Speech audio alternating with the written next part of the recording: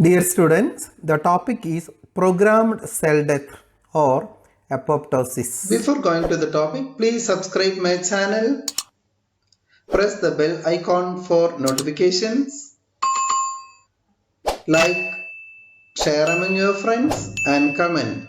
Apoptosis is a normal genetically programmed cell death where an aging cell at the end of its life cycle shrinks and its remaining fragments phagocytosed without any inflammatory reaction. The term apoptosis was coined by Kerr, Wiley and Curie in 1972 in a paper to describe a morphologically distinct type of cell death.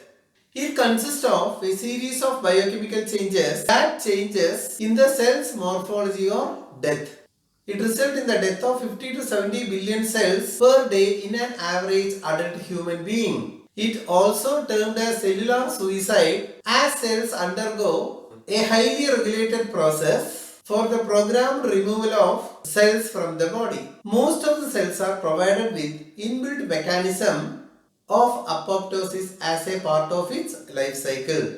This mechanism allows the body to get rid of unwanted or infected cells. Apoptosis is a vital part of various processes including normal cell cycle, proper development and functioning of the immune system, embryonic development, chemical induced cell death. Apoptosis is a part of development as it is essential for the differentiation of mass of tissue into various groups. Apoptosis occurs in cells that might have been infected with a virus or might even be cancerous. This process usually takes place defect in DNA and is not able to repair it. Apoptosis is also an essential part of immune system as it clears pathogen specific immune cells once the foreign particle is removed from the body. Another reason for apoptosis is to maintain homeostasis in the body by removing old cells to make space for the new ones. Next we can see the mechanism of apoptosis. The mechanism of apoptosis includes various pathways like intrinsic mechanism, extrinsic mechanism, then perforin or granzyme pathway, and final pathway is the execution pathway. A highly complex and sophisticated process with an energy dependent series of molecular events take place during apoptosis. See in this diagram, normal cell chromatin condensation occurs, then DNA or nuclear fragmentation and membrane blebbing occurs, and finally apoptotic body forms. Extrinsic or death receptor pathway. It's a transmembrane receptor mediated interaction. These interactions take place between ligands and their corresponding death receptors that are all part of the tumor necrosis factor, that is TNF family. The members of TNF receptor family share a common cysteine-rich extracellular domain with about 80 amino acids called the death domain. The death domain plays a vital role in transmitting the death signal from the cell surface to the intracellular signaling pathways. The events or interactions that take place in the extrinsic phase of apoptosis involve two models, FASL, FASR and TNF alpha, TNF R1 models, both of which include the clustering and binding of receptors and their ligands. Upon ligand binding, cytoplasmic adapter proteins are activated, which causes the receptors to exhibit death domains. Binding of FASL to FASR result in the activation of the adapter protein FADD, whereas the binding of TNF ligand to TNF receptor result in the binding of the adapter protein TRADD with activation of FADD and RAP. These events cause the dimerization of the death effector domain, causing FADD to bind with procaspase 8.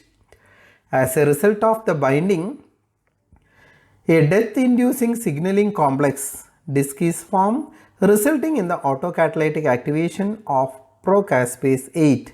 Once caspase 8 is activated, the terminal phase or execution phase of apoptosis is triggered. The second pathway is intrinsic or mitochondrial pathway, a series of non-receptor mediated processes that produce intracellular signals and act directly on target within the cell. This pathway involves mitochondrial initiated events. The factors that initiate the intrinsic pathway produce intracellular signal that might act in either a positive or negative fashion. Negative signals include the absence of certain growth factors, cytokines and hormones that can lead to failure of inhibition of death programs, thereby triggering apoptosis. In simple words, the withdrawal of factors causes loss of apoptotic suppression and subsequent activation of apoptosis. The factors that act positively include radiation, toxins, hypoxia, hypothermia, viral infection, free radicals, among others. All of these factors cause changes in the inner mitochondrial membrane that causes the opening of the mitochondrial permeability transition pore and release of two main group of pro-apoptotic proteins from the inner membrane space into the cytosol. The first group consists of cytochrome C that bind and activate apoptotic protease activating factor 1 as well as procaspase 9 forming a protein complex termed apoptosome. The apoptosome cleaves the procaspase into the active form caspase 9 which further cleaves and activates procaspase into effector caspase 3. The first group also has other protein like second mitochondria derived activator of caspase HTRA2 or OMI that promote apoptosis by inhibiting the activity of IAPS, that is inhibitors of apoptosis proteins. The second group of pro-apoptotic protein is released from the mitochondria during apoptosis, but this occurs as a part of the terminal phase after the cell has committed to die. These proteins translocate to the nucleus and cause DNA fragmentation and condensation of peripheral nuclear chromatin. This diagrammatic representation shows the extrinsic pathway and intrinsic pathway of apoptosis. The next one is perforin or granzyme pathway. Perforin or granzyme pathway is a novel pathway employed by cytotoxic T lymphocytes that exert their cytotoxic effects on tumor cells and virus infected cells. This involves secretion of the transmembrane pore forming molecule perforin with a subsequent release of cytoplasmic granules through the pore and towards the target cell. The granule consists of two crucial serine proteases, granzyme A and granzyme B, that activate different proteins in the pathway. Granzyme B cleaves protein at aspartate residues and therefore activate procaspase 10 and can cleave factors like ICAD, that is inhibitor of caspase activated DNAs. It has also been observed that granzyme B can utilize the mitochondrial pathway of amplification of the death signal by induction of cytochrome C release. But granzyme B can also directly activate caspase 3. In this pathway, there is a direct induction of the execution phase of apoptosis. Granzyme A also has an essential role in cytotoxic T cell induced apoptosis and activate caspase independent pathways. As granzyme A reaches the cell, it activates DNA nicking by DNase enzyme that prevent cancer through the induction of tumor cell apoptosis. Granzyme A protease cleaves the set complex that inhibit the production of the DNase enzyme. The protein that make up the SET complex together protect chromatin and DNA structure. Thus, inactivation of the SET complex by granzyme A contribute to apoptosis by blocking the maintenance of DNA and chromatin structure integrity. Here shows the perforin or granzyme pathway. It is clearly given cell undergo apoptosis. Then the final pathway is the execution pathway. Both the extrinsic and intrinsic pathway end at the point of the execution phase. Consider the terminal pathway of apoptosis. This phase of apoptosis is initiated by the activation of various caspases that activate cytoplasmic endonucleases and proteases. The cytoplasmic endonucleases degrade the nuclear material, whereas the proteases degrade the nuclear and cytoskeletal proteins. Caspase 3 is the most important protein of the executioner caspases and is activated by any of the initiator caspases, that is caspase 8, 9 or 10. Caspase 3 precisely activates the endonuclease caspase activated DNase.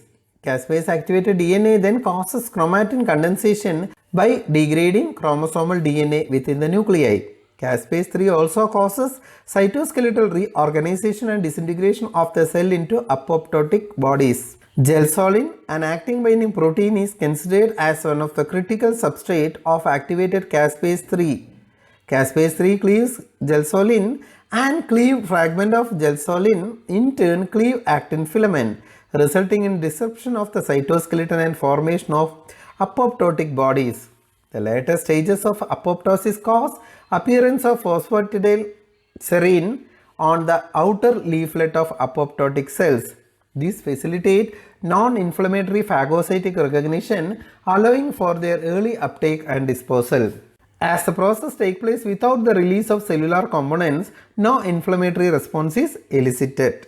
This diagrammatic representation shows the apoptotic pathway like extrinsic, intrinsic, perforin and granzyme pathway. Finally, all these join with the execution pathway. The three pathways like intrinsic, extrinsic and perforin pathway joins, and finally the execution pathway is the last step in apoptosis process. Next we can see inhibition of apoptosis. That means how apoptosis is prevented in cells. Inhibition of apoptosis inhibits the cell death signaling pathway, which help the tumor cells to escape apoptosis.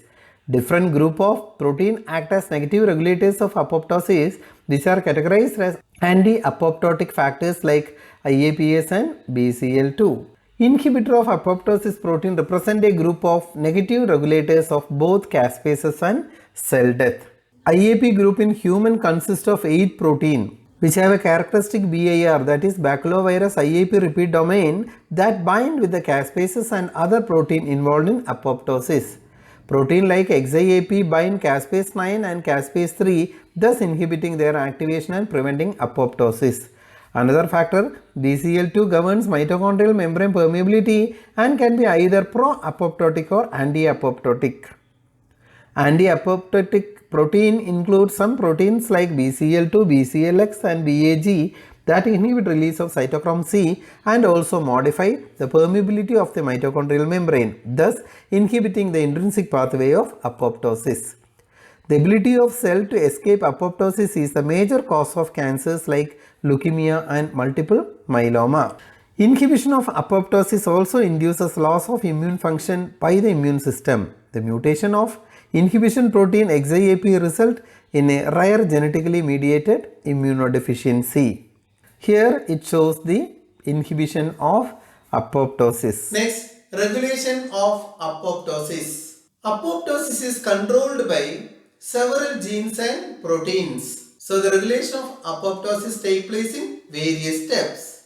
We can see in detail about regulation of apoptosis. Several protein and genes regulate apoptosis. Specific families of proteins are involved in the regulation of apoptosis in various steps. Among all the factors, IAPS and BCL2 are two of the most important protein involved that decide whether the apoptosis is going to complete or inhibit. The extrinsic pathway of apoptosis is inhibited by a protein called C-flip, which will bind to FADD and caspase 8, rendering them ineffective. Another mechanism of apoptosis regulation in the extrinsic pathway involves a protein called TOSO, which blocks fast-induced apoptosis in T cell by inhibition of caspase 8 activation. In the intrinsic pathway, members of the BCL2 family play an important role in the regulation and control of the pathway. The BCL2 family of protein control mitochondrial membrane permeability, and the protein can be either be pro-apoptotic or anti-apoptotic. The proteins of the BCL2 family regulate apoptosis by regulating the release of cytochrome C from the mitochondria via alteration of the mitochondrial membrane permeability. Protein like Puma and Noxa are members of pro-apoptotic factors that facilitate the activation of apoptosis by preventing the action of anti-apoptotic factors. A group of proteins released from the mitochondria, SMAC, promote apoptosis by inhibiting the action of IAPS in the mitochondrial pathway.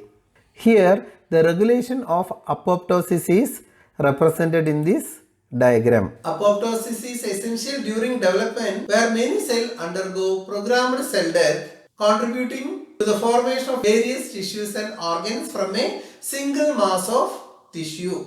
Moreover, apoptosis helps in the removal of redundant and damaged cells from the body. Have a look on the application of apoptosis. Apoptosis is essential during development where many cells undergo programmed cell death, thus contributing to the formation of various tissues and organs from a single mass of tissue. It can even be used as an important determinant of fetal abnormalities. The regular removal of old cells from the body enables the body to produce new cells, helping maintain the cell population in the body. The inability to do so might result in dramatic consequences depending on the type of cells. Apoptosis helps in the removal of redundant and damaged cells from the body. At the same time, cells that are infected with a virus and the one that cannot be repaired are removed via apoptosis. Apoptosis is often used by the body's immune system to check if the newly formed cells are self-destructive or not. If the immune cells are found to be destructive against the body cell, these are removed, preventing the possibility of autoimmune diseases.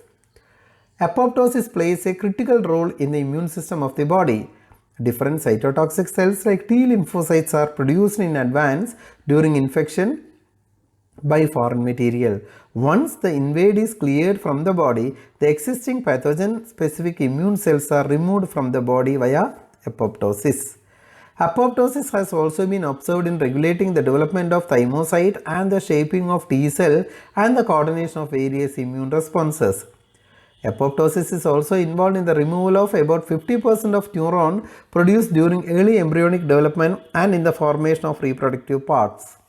Excess apoptosis might result in neurodegenerative diseases, and deficient apoptosis occurs in conditions like cancer and autoimmune diseases. Dear students, I hope you could understand what is apoptosis, its mechanism and different pathways operates in a cell. Thank you for watching. See you next class with another topic. Don't forget to leave a like and please subscribe my channel.